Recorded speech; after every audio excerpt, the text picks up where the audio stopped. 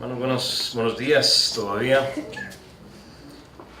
Y siempre hemos dicho que es un sacrificio venir a la iglesia. Lo hacemos con gusto. Pero es un sacrificio. Especialmente cuando venimos al estudio bíblico los jueves. No es fácil. Quienes nos han acompañado los jueves saben que requiere un sacrificio. Y eso es lo que el Señor quiere.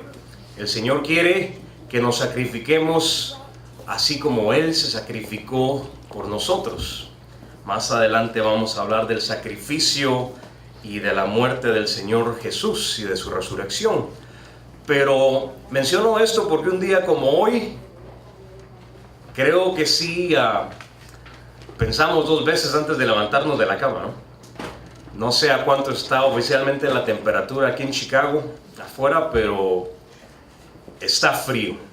Está frío. Yo tuve que salir, encender mi carro y quedarme ahí unos minutitos porque cuando está muy frío el freno no entra.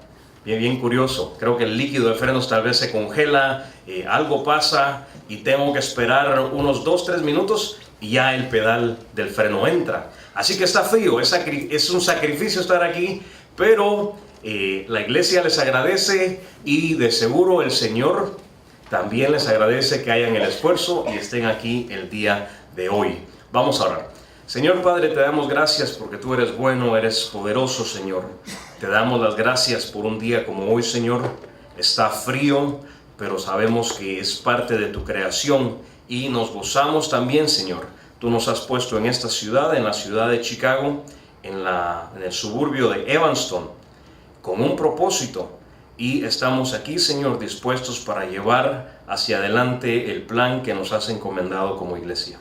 Oramos, Padre, te pido que nos bendigas en esta noche, que ilumines las mentes de cada uno de los que estamos acá, que me utilices a mí también para poder exponer tu palabra y que tu Espíritu Santo pueda tomar control de esta mañana y pueda revelarnos lo que tienes a través de las Escrituras. Oramos, Señor, en el nombre de Cristo Jesús. Amén.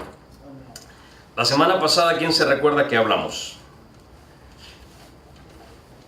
Del plan de Dios. Dice, hay un llamado, el Señor ha presentado un llamado a cada uno de nosotros. Ahora bien, la incógnita es cómo nosotros vamos a responder individualmente a ese llamado.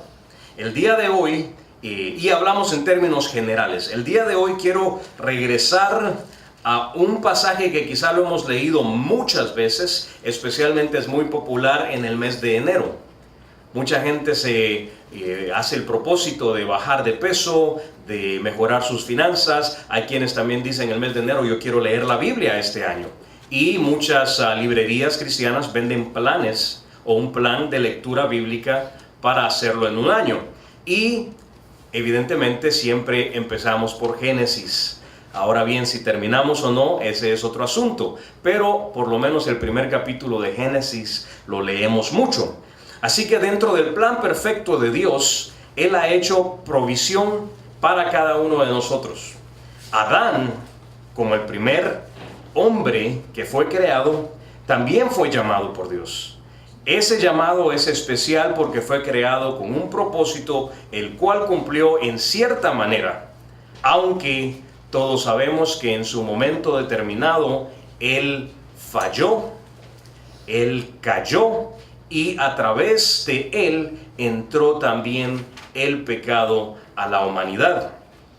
De esta manera se establece la universalidad del pecado en cada uno de nosotros. Podemos ser buenos, podemos ser bondadosos, pero siempre hay pecado en cada uno de nosotros. Así que vamos a ir a Génesis 1, no vamos a leerlo todo, pero sí quiero que hagamos un repaso de lo que pasó en Génesis 1.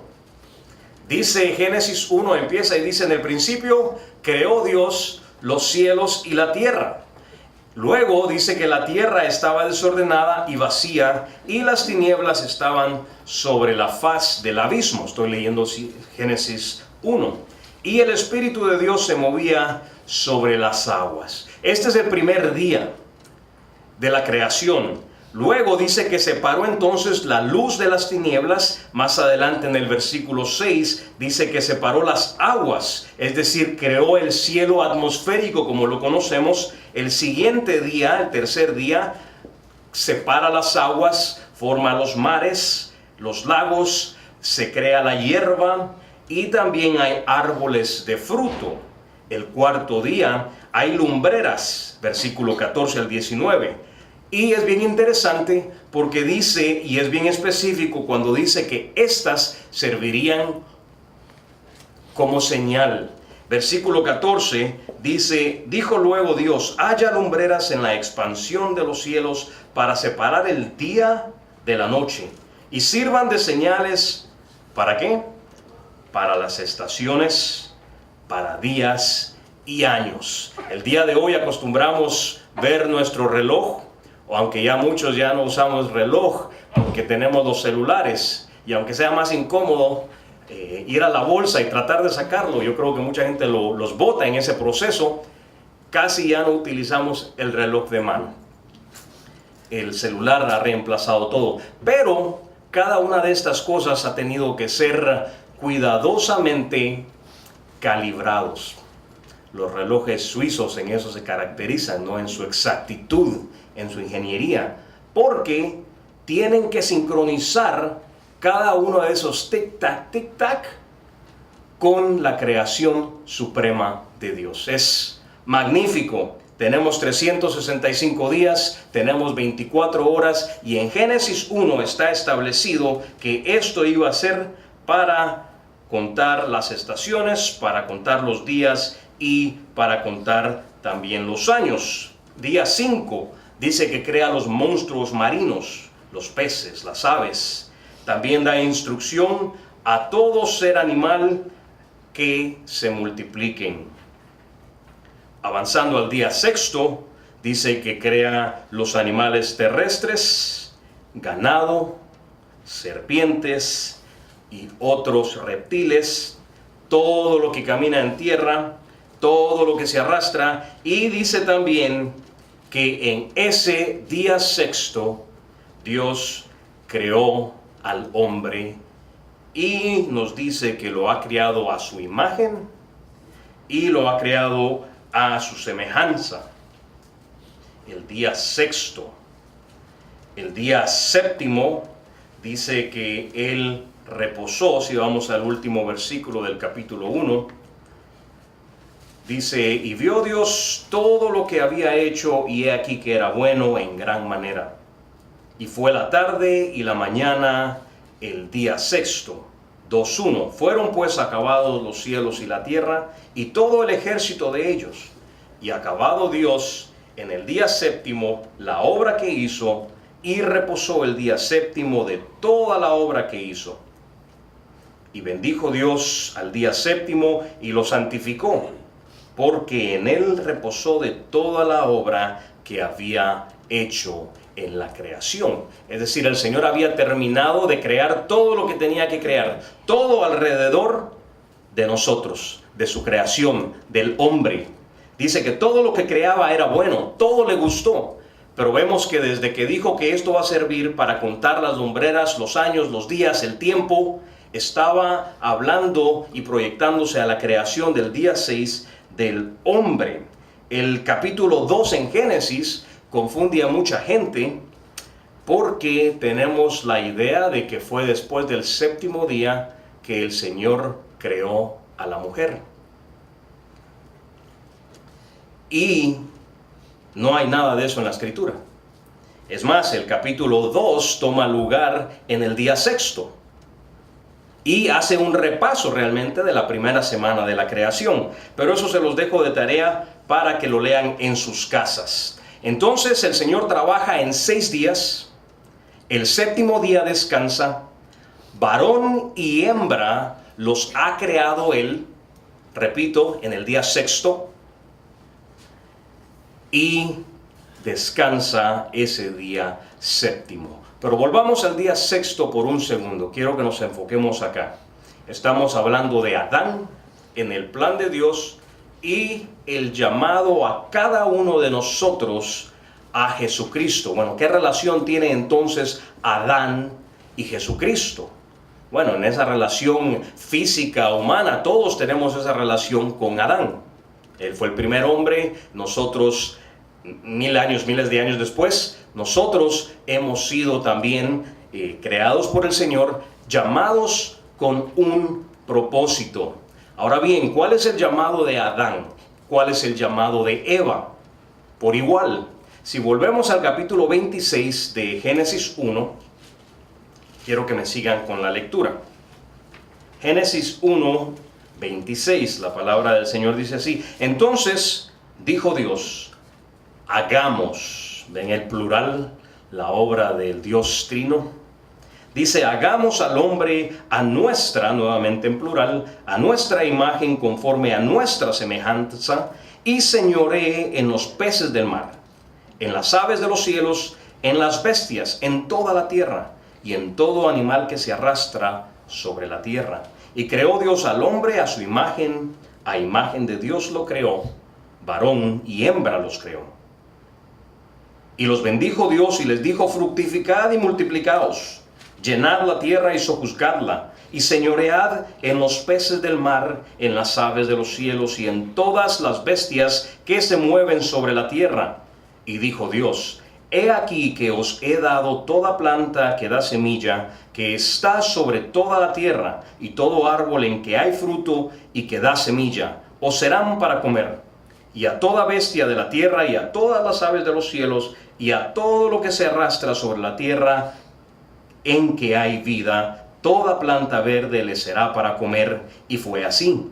Y vio Dios todo lo que había hecho, y he aquí que era bueno en gran manera, y fue la tarde y la mañana en el sexto día. Tres características del llamado de Dios a Adán y Eva. El primero dice que los creó a su imagen y semejanza. ¿Qué significa a su imagen y semejanza? Hay quienes dicen que nosotros somos pequeños dioses y que cada uno representa un ser divino. Bueno, no. Y nosotros no creemos en esa doctrina. En lo que sí creemos nosotros es que fuimos hechos a su imagen y semejanza, en el sentido que Él ha depositado en cada uno de nosotros atributos que Él, o herramientas, atributos de su personalidad que nos van a ayudar a llevar adelante el plan que Él nos ha encomendado. Primero, dice Primera de Juan que nosotros amamos, ¿por qué? Porque Él nos amó primero. Hay un atributo de Dios, el amor. Nosotros no amamos porque somos buenos, no amamos porque nos formó bien mi papá o nuestra mamá. Amamos porque el Señor, desde que nos concibió a nosotros, Él puso el atributo del amor dentro de nuestros corazones. Hay otros atributos, el enojo. Es un sentir. Dios se enoja. Dios es justo. ¿Ven cómo entonces empieza a separar los atributos de Dios y los atributos del ser humano? Dios no nos ha revelado por completo quién es Él. Él ha revelado lo que Él ha considerado es necesario para que le conozcamos. Pablo dice que ahora vemos nosotros al Señor a través de un espejo. Y ese espejo, por si fuera poco, está empañado. Pero un día nosotros le veremos cara a cara y conoceremos la grandeza de su gloria. Hay cosas ocultas, hay cosas que no sabemos de Dios, hay atributos que no compartimos de Dios. No somos invisibles, no somos omnipotentes, no somos omnipresentes, no somos omniscientes, no somos ni siquiera justos nosotros. Es decir, el Señor se ha reservado atributos que únicamente le pertenecen a Él. Él nos creó a su imagen y semejanza. 2, dice que también llamó a Adán y a Eva para señorear sobre su creación. ¿Qué significa señorear sobre su creación? ¿Qué es señorear? Es gobernar, es cuidar, es corregir. La naturaleza nos da lecciones precisamente de esto. ¿Se acuerdan la parábola de Jesucristo de la cizaña? ¿Qué es la cizaña? El día de hoy utilizamos la cizaña, y si buscan la definición de cizaña en un diccionario, les va a decir primero que es una hierba silvestre, ¿sí? Que es la definición original, pero también les va a decir el querer el mal hacia alguien más. De ahí toma entonces luz esta parábola cuando él dice existe esta cizaña y que a veces crece dentro de la hierba buena. ¿Y qué hay que hacer con esa cizaña? ¿Qué hay que hacer con esa planta? Había que arrancarla de raíz, porque si no, ¿qué hacía? Ahogaba a las demás plantas, las mataba. Pero el día de hoy lo utilizamos, está hablando cizaña de otra persona. Bueno, sabemos de dónde viene esto. Entonces la naturaleza misma nos enseña que hay que corregir. Muchas veces no es que la creación de Dios no sea perfecta. Él dice que Él vio todo lo que hizo y vio que era bueno. Pero el Señor nos ha dicho a nosotros, señorear, gobernar. Ustedes tienen la autoridad de la tierra. De ahí también viene nuestra responsabilidad con el medio ambiente. ¿De qué manera utilizamos los recursos naturales que el Señor ha dado? Dice la palabra del Señor que la misma tierra, su misma creación, gime a una lo que le estamos haciendo nosotros. Tenemos que tener también conciencia hacia lo que el Señor nos ha dado. Hay que cuidar el agua. En Guatemala, en la casa que vivíamos, la casa de mi papá, no había agua, solo llegaba agua 1 o 2 horas al día. Entonces la gente que podía hacía su cisterna, llenaba, pasaban camiones vendiendo agua, comprábamos, pero aún así nos decían, use el agua que sea necesaria. Hay lugares donde no hay agua y esto crea una de epidemias, pero aquí ¿qué hacemos? Se nos olvida que dejamos puesta el agua, regamos las plantas, nos dormimos. A mí me pasó una vez, lo puse a las 8 de la noche que llegué, me puse a ver televisión, eran las 10:30, 11 de la noche y se me había olvidado que había dejado el agua puesta hasta que viene el basement que estaba empezando a filtrarse el agua. Dios nos pide ser responsable también con lo que Él nos ha dado, con su creación. Y también corregirla en ciertas maneras. Cuando fui a Guatemala la última vez, creo que mi hijo tenía 1 año y medio. Fuimos a visitar a un tío que vivía en el campo y nos estaba contando que había alguien que le estaba robando unos conejos. Dice, yo los tengo en esta jaula. Y habían como 10 conejitos y ahora hay 9. Después fui a revisar y habían 8. Y así se le desaparecían. ¿Qué estaba pasando? Había un halcón. La jaula estaba así, era un cerco, pero estaba abierta por arriba. Y venía un halcón y cuando nadie veía bajaba y se llevaba a los conejitos. Por eso hay cercos, por eso protegemos la naturaleza, por eso las ovejas no pueden estar con los lobos. Es decir, el hombre tenía que venir y organizar toda la creación de Dios. Era una de las responsabilidades que el Señor le había dado al hombre. Y también le dice una tercera cosa. Les instruye que deben multiplicarse. Cada una de estas cosas, definitivamente, Adán y Eva las llevaron a cabo. Nombraron los animales, dice que Adán le puso nombre a todos los animales. Después el Señor vio que necesitaba compañía, le dio a su compañera, todo en ese mismo 6º día. Y también conocemos la historia de los hijos de Adán y Eva y cómo fueron multiplicándose. No nos vamos a detener mucho ahí y vamos a seguir al capítulo 3. ¿Qué pasa en el capítulo 3 de Génesis? La caída del hombre, la desobediencia del hombre. El pecado iba a ser ahora universalizado. Dijimos al principio, somos buenos porque Dios es bueno, amamos porque Dios nos amó primero, son los atributos que Él ha depositado en nosotros, pero también tenemos una característica nosotros que nos aparta por completo de Dios, que es el pecado. No vamos a hablar la culpa de quién fue, si fue del hombre o si fue de la mujer. Recuerdan que cuando el Señor los busca y dice, ¿qué han hecho? Adán dice, fue la culpa a mi mujer. La mujer dice, fue la culpa a la serpiente. Y la serpiente fue utilizada por Satanás, un círculo.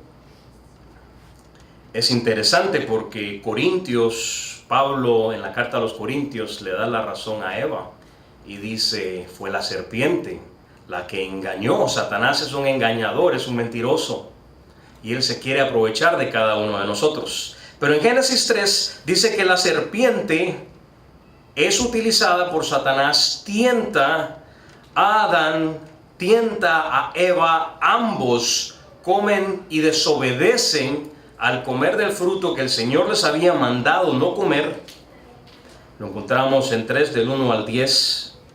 Y el Señor dice: ustedes deben de salir del huerto del Edén. Lean el capítulo 3 en casa.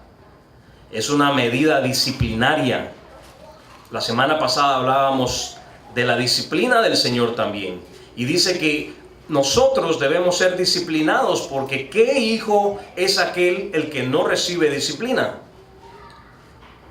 Y la palabra del Señor en el escritor de la carta a los Hebreos es fuerte cuando dice: si no nos corrige el Señor, entonces somos hijos bastardos. Así que démosle la bienvenida a la disciplina. Cuando el Señor nos disciplina, hay un propósito. El Señor saca a Adán y Eva del huerto del Edén, donde lo tenían todo, donde no tenían que laborar, donde no tenían que trabajar la tierra, donde todo lo tenían al alcance de la mano. Es un acto disciplinario, pero también es un acto bondadoso. Recuerdan que él dice: no vaya a ser que coman también del fruto de la vida y que vivan para siempre en esta condición pecaminosa. Entonces el Señor, dentro de la disciplina, también cuida de su pueblo. Pero hay algo bien interesante si vamos a Génesis 3:9.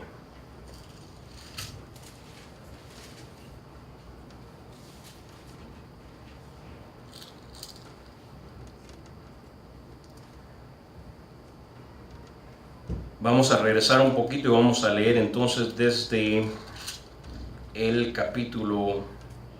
Vamos a leer desde el capítulo 1. Capítulo 3, versículo 1. Pero la serpiente era astuta más que todos los animales del campo que Jehová Dios había hecho, la cual dijo a la mujer: ¿con que Dios os ha dicho, no comáis de todo árbol del huerto? Y la mujer respondió a la serpiente: del fruto de los árboles del huerto podemos comer, pero del fruto del árbol que está en medio del huerto, dijo Dios, no comeréis de él, ni le tocaréis, para que no muráis. Entonces la serpiente dijo a la mujer: no moriréis. Es la primera mentira. Sino que sabe Dios que el día que comáis de él, serán abiertos vuestros ojos y seréis como Dios, sabiendo el bien y el mal. Y vio la mujer que el árbol era bueno para comer y que era agradable a los ojos, y árbol codiciable para alcanzar la sabiduría, y tomó de su fruto y comió, y dio también a su marido, el cual comió así como ella. Entonces, versículo 7, fueron abiertos los ojos de ambos y conocieron que estaban desnudos. Entonces cosieron hojas de higuera y se hicieron delantales. Fueron abiertos sus ojos y entonces ahora sabían lo que era el bien, sabían lo que era del mal, y les dio miedo. Sus ojos fueron abiertos.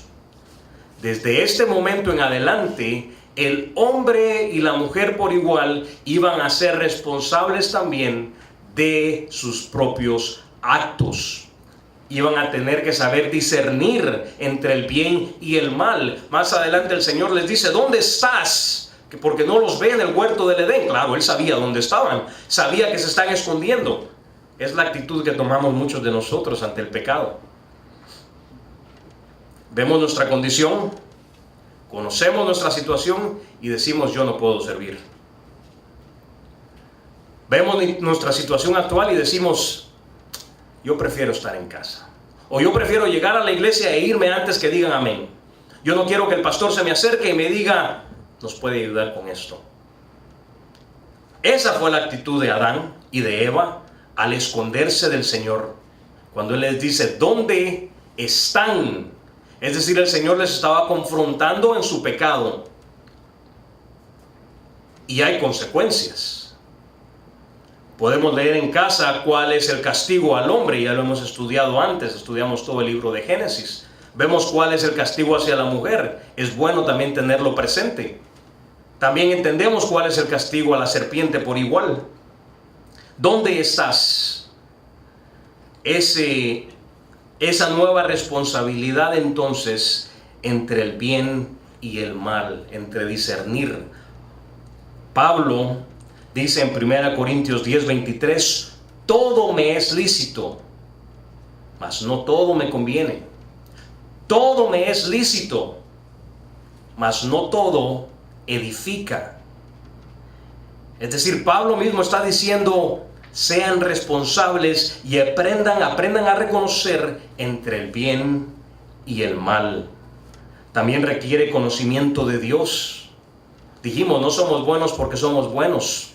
Somos buenos porque Dios nos amó y Él quiere que nosotros también reflejemos ese amor hacia los demás. El profeta Oseas, les doy tiempo para que lleguen al libro de Oseas, un libro muy chiquitito, el primer libro dentro de los profetas menores. Y en el capítulo 6, versículo 6, Oseas 6, versículos 6 y 7, dice lo siguiente. Es el Señor hablando a través del profeta y dice, porque misericordia quiero y no sacrificio, y conocimiento de Dios más que holocaustos. Versículo 7, mas ellos, es decir, el pueblo de Israel, cual Adán, traspasaron el pacto, allí prevaricaron contra mí. Es decir, no bastan las buenas obras, no basta nuestra buena intención, no basta, muchas veces hablábamos al principio del servicio que tomaba un sacrificio venir en días como hoy tan fríos a la iglesia, es un sacrificio. Pero a veces ni eso es suficiente. De nada nos sirve venir a la iglesia si no estudiamos la palabra de Dios en casa, si no abrimos la Biblia, si no compartimos con los demás el amor de Jesucristo. El día de ayer el pastor salió a repartir tratados en el área de Evanston. Tuve el privilegio de acompañarle y no nos dimos cuenta que estaba frío. Que estaba frío y nos comprometimos a seguirlo haciendo cada sábado. Nos estamos juntando aquí a las 10:30 para quienes quieran acompañarnos. Requiere un sacrificio y también, dice el Señor, lo que yo quiero es conocimiento. Mas ellos, dice en el versículo 7, cual Adán, es decir, así como Adán y Eva sabían perfectamente lo que el Señor les había dicho que no hicieran, y es lo que hicieron. Les faltó conocimiento de Dios. También 2 Corintios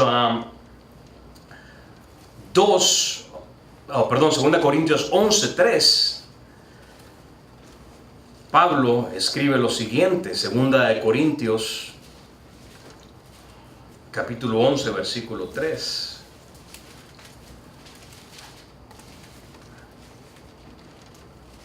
Sabemos el contexto de la carta a los Corintios, sabemos quién era el pueblo de Corinto, sabemos lo que Corinto representaba. Y dice, pero temo, esto es Pablo hablándole a la iglesia de Corinto, pero temo, es decir, tengo miedo, que como la serpiente con su astucia engañó a Eva, vuestros sentidos sean de alguna manera extraviados de la sincera fidelidad de Cristo. ¿Se dan cuenta? Él está de acuerdo con Oseas, es el conocimiento. Porque cuando no hay conocimiento, viene el enemigo y nos lleva por donde quiere llevarnos. Nos aleja del Señor, es lo que quiere hacer. Pero yendo a la carta a los Romanos, hay esperanza. En nuestra naturaleza pecaminosa, caída, heredada del primer Adán, del primer hombre, ¿qué acaso hubo un segundo Adán? Porque dice primer Adán. Romanos capítulo 5.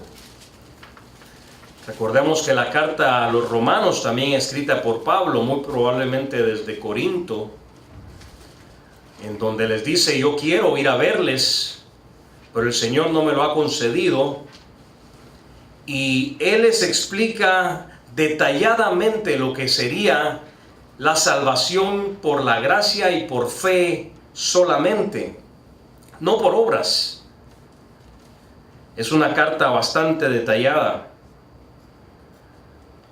a una congregación desconocida. Capítulo 5, versículo 12, dice: por tanto, como el pecado entró en el mundo por un hombre, y por el pecado la muerte, así la muerte pasó a todos los hombres, por cuantos todos pecaron. Versículo 18. Así que como la transgresión de uno, ese uno es Adán, vino la condenación a todos los hombres, eso nos incluye a nosotros, de la misma manera, por la justicia de uno, este es Cristo Jesús, vino a todos los hombres la justificación de vida. Porque así como la desobediencia de un hombre, los muchos fueron constituidos pecadores, así también por la obediencia de uno, los muchos serán constituidos justos. Y esa obediencia, diría en la carta a los Filipenses, lo llevó a la muerte.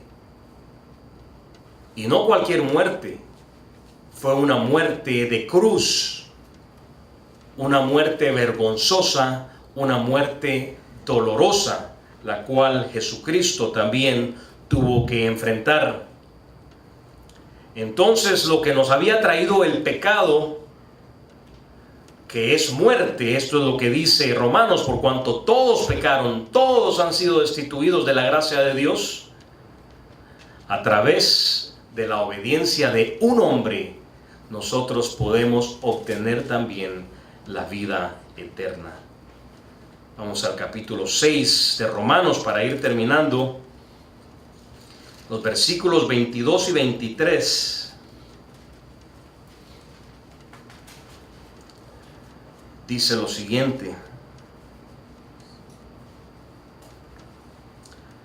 mas ahora que habéis sido libertados del pecado y hechos siervos de Dios, tenéis por vuestro fruto la santificación,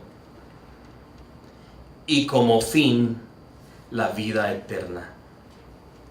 Nuevamente: mas ahora que habéis sido liberados del pecado y hechos siervos de Dios, tenéis por vuestro fruto la santificación y como fin la vida eterna. 23. Porque la paga del pecado es muerte, mas la dádiva de Dios es vida eterna en Cristo Jesús, Señor nuestro.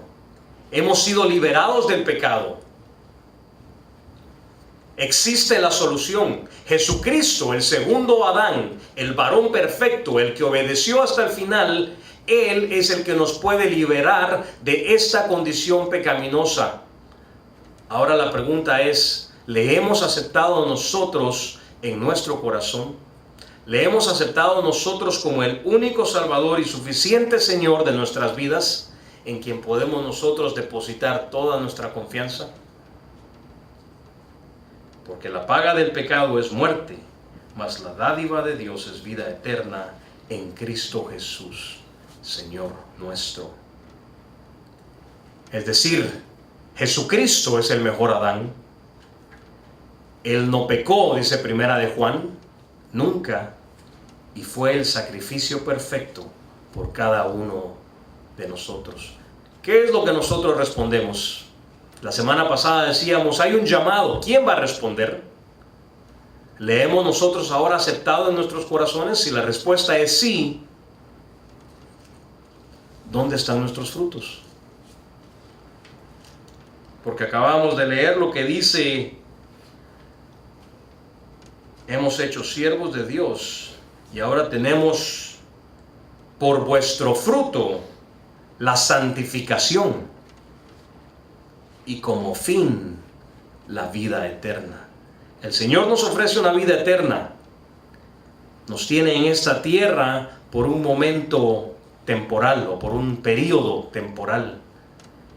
Seamos responsables. Así como a Adán le llamaron a gobernar, a enseñorearse sobre la creación, cuidemos lo que el Señor nos ha dado. Dice que nos multipliquemos, y Mateo en la Gran Comisión dice: id al mundo y multiplicad también discípulos para el Señor. Que no importa el frío, que no importa el calor, cumplamos cada uno con nuestra responsabilidad dentro de nuestras congregaciones. El Señor quiere que le seamos fiel, el Señor quiere que sirvamos. Pongamos nuestros dones a trabajar. Somos una congregación tan pequeña y queremos hacer tantas cosas. Hay lugar para todos. Si tan solo le decimos: Señor, úsame. Yo quiero también entender cuál es ese plan que tú tienes para mí dentro de tu iglesia. Si nos llevamos esto en nuestras mentes, en nuestros corazones, y oramos en casa para que el Señor nos ayude a encontrar ese ministerio, el Señor nos va a utilizar en nuestra iglesia. Dice que el Señor sacó a Adán y a Eva del huerto, pero también la palabra del Señor dice que los vistió. Dice que los hizo vestido de piel con el que cubrió su desnudez. El Señor murió por nosotros en la cruz y con su sangre ha cubierto nuestros pecados. Ya no somos más lo que antes éramos. El Señor nos está santificando. Lo único que pide es que vengamos con Él con un corazón dispuesto a servir. Porque conocimiento quiero y no sacrificio. Oremos al Señor. Padre Santo, te damos gracias porque nuevamente hemos podido, Señor, leer y estudiar tu palabra. Siempre hemos dicho, hay muchas cosas que aún no entendemos, y la Escritura dice que hay cosas que aún las vemos a través de un espejo empañado. Pero confiamos, Señor, en ese día en el que estaremos en tu gloria, donde te veremos, Señor, y conoceremos lo que tú has preparado para cada uno de nosotros. Ayúdanos, Señor, a poder traer edificación y conocimiento a nuestras almas, a nuestras mentes, para que podamos servirte de la mejor manera. Gracias por este estudio, Señor, gracias por este mensaje, gracias por cada uno de los que estamos acá.